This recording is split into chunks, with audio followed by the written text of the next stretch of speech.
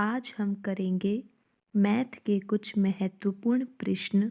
यह प्रश्न आपकी एनएमएमएस परीक्षा के लिए बहुत ही उपयोगी हो सकते हैं, क्योंकि ये जो प्रश्न है वो गत वर्ष एनएमएमएस परीक्षा में पूछे गए प्रश्न हैं और इन प्रश्नों के माध्यम से आपकी तैयारी बेहतर हो सकती है।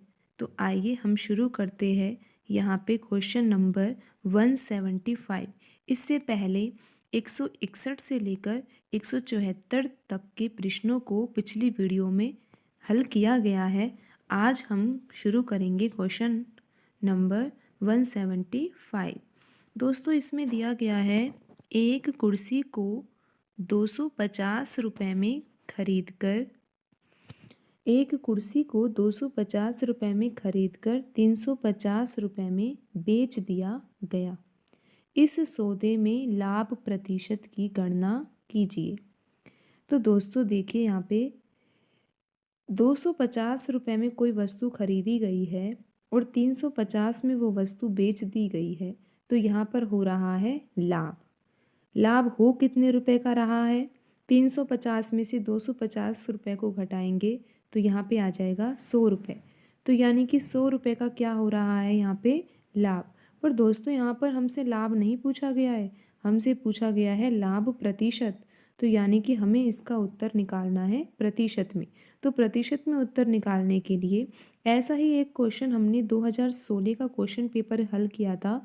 उसमें आया था बट्टा प्रतिशत का क्वेश्चन, यानी कि छूट प्रतिशत का। और वहाँ पे मैंने बताया था कि किस तरह से अगर लाभ प्रतिशत का पूछा जाए तो कैसे हल करना चाहिए। तो दोस्तों देखो, यहाँ पे भी उसी पैटर्न पे क्वेश्चन पूछा गया है। तो आप देख सकते हो पिछले वर्षों के प्रश्न पत्रों को हल करने से हमारी तैयारी और भी अच्छी हो सकती है और हमें ये पता लगता है कि क्वेश्चन किस तरह से पूछे जाते हैं।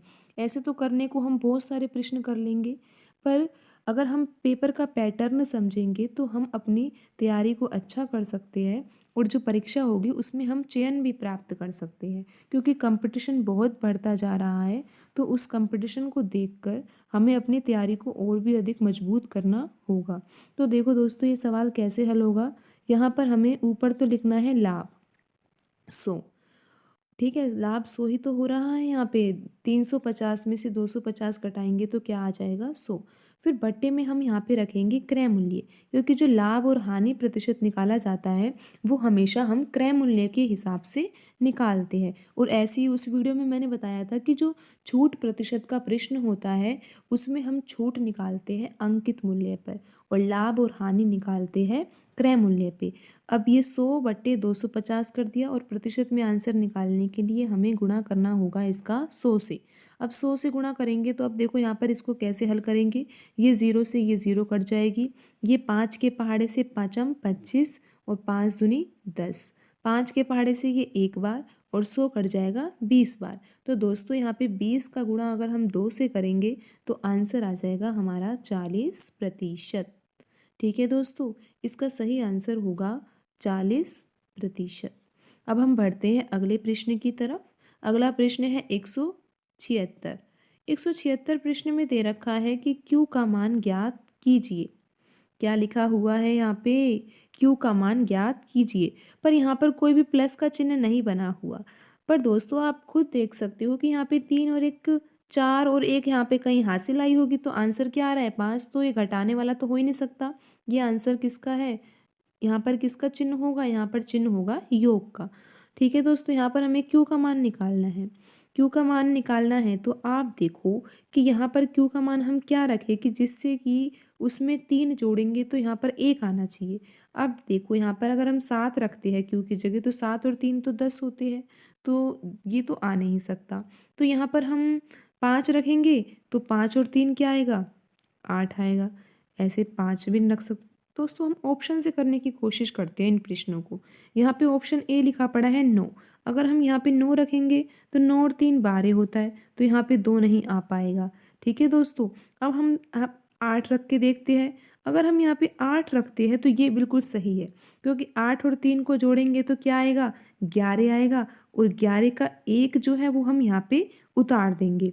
ठीक है। अब उसके बाद एक यहाँ पर लग जाएगी हमारी हासिल, और यहाँ पर जो क्यू है उसकी जगह हमें क्या रखना होगा 8, और 8 और 2 कितना हो जाएगा 10, यहाँ आ जाएगा 0, फिर यहाँ पे एक हासिल लगाएंगे, 3 और 1 4 और 1 5।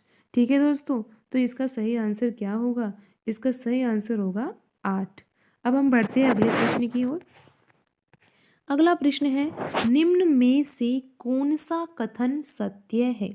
यानी कि इनमें से कौन सा जो कथन है वो सही लिखा हुआ है? गलत भी हो सकता है, और अभी हमें पूरा प्रश्न अच्छे से पढ़ना होगा कि इसमें क्या दे रखे हैं ऑप्शंस। ठीक है दोस्तों, एक एक ऑप्शन को अच्छे से देखना होगा।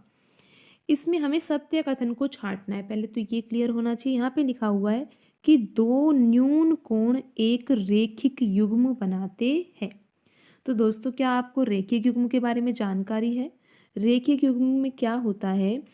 एक ही रेखा पर बनने वाले दो कोण। रेखिक यानी कि रेखा, युग्म मतलब होता है जोड़ा, जोड़ा होता है दो कोणों का। ठीक है दोस्तों, तो देखो यहाँ पर जैसे एक रेखा बना दी, और रेखा पर जैसे हमने इस तरह का कोण बना दिया, तो यहाँ पर आप अच्छे से देखो कि ये जो कोण है वो न्यून कोण है, क्योंकि कोण को हम देख कर ही पता लगा सकते हैं कि ये न्यून कोण है या अधिक कोण, क्योंकि जो 90 डिग्री का होता है वो इस तरह से होता है, बिल्कुल सीधा। अगर ये कोण, अगर ये जो लाइन है इस तरह से झुकी हुई है, तो इसका अर्थ है ये 90 से कम बन रहा है, और अगर यही लाइन इधर साइड हो रखी है तो इसका मतलब ये कोण जो है वो 90 से ज़्यादा है। ठीक है दोस्तों, हम इसका देख के ही पता लगा सकते हैं कि ये 90 से कम है या ज़्यादा है। तो दोस्त, हमने यहाँ पे ये एक लाइन खींची है। ठीक है, जैसे अब हम यहाँ पे एक लाइन खींचते हैं इस तरह से, देखो। अब आप यहाँ पे समझो कि ये जो है ये 90 से कम है, क्योंकि 90 का तो कैसा बनता, बिल्कुल ऐसे सीधा बनता, तो ये तो 90 से कम है, तो ये दूसरा कोण जो होगा वो 90 से ज़्यादा होगा। जैसे मान चलते हैं हम यहाँ पे 60 है, तो ये कोण कितना होगा 120 डिग्री का। तो दोस्तों, आप ये देखो कि एक ही रेखा पर बनने वाले जो दो दो कोण बने हैं उन दोनों का टोटल होता है 180, और यहाँ पर कह रखा है पहला ऑप्शन कि दो न्यून कोण एक रेखिक युग्म बना सकते हैं। बिल्कुल नहीं बना सकते। क्यों नहीं बना सकते? आप यहाँ पे देखो, अगर हम यहाँ पे एक न्यून कोण ले रहे हैं और अगर हमें 180 टोटल करना है, तो हमें दूसरा कोण 120 लेना पड़ेगा। यानी कि एक कोण अगर न्यून कोण है तो दूसरा कोण अधिक कोण लेना पड़ेगा। तो ये कैसे सही हो सकता है? ये तो बिल्कुल ही गलत हो गया। तो जो ऑप्शन ए है वो बिल्कुल ही क्या है, गलत। क्योंकि अभी हमें अच्छे से समझ आ चुका है कि रेखिक युग्म बनाना है तो या तो एक न्यून कोण होगा और दूसरा कोण अधिक कोण होगा, दोनों ही न्यून कोण नहीं हो सकते। और दोस्तों, ये भी ध्यान रखना कि दोनों ही अधिक कोण भी नहीं हो सकते। तो देखो, अब अगला हम ऑप्शन देखते हैं कि दो समकोण रेखिक युग्म बना सकते हैं। ये बात बिल्कुल सही है। देखो आप ध्यान से यहाँ पे कि ये रेखिक युग्म की बात कर रही है, और रेखिक युग्म में कह रहे हैं कि दो समकोण, तो चलो हम यहाँ पे एक समकोण बना देते हैं। ठीक है, अब यहाँ पे ध्यान से देखो कि ये हमने समकोण बना दिया, ये 90 डिग्री का है।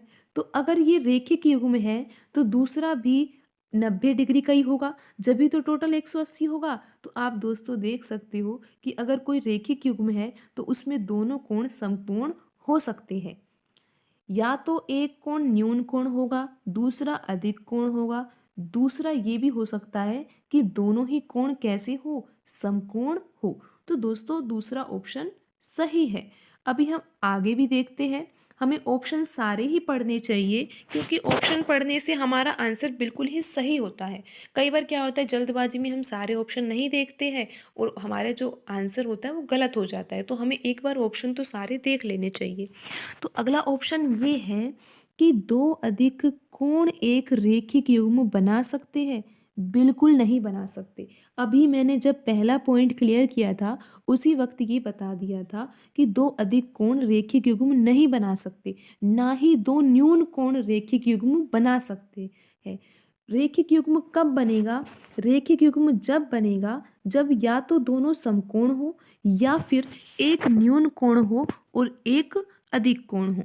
तो यहाँ पर आप अच्छे से देख सकते हो, मैंने आपको सारे ऑप्शन, और यहाँ पे जो ये 4 ऑप्शन है ये तो लिखा हुआ है उपयुक्त सभी कथन सत्य है, तो ऐसा तो है ही नहीं, क्योंकि यहाँ पर सिर्फ सत्य पूछा गया और हमने देखा कि पहला और जो तीसरा ऑप्शन है वो तो असत्य का ही है।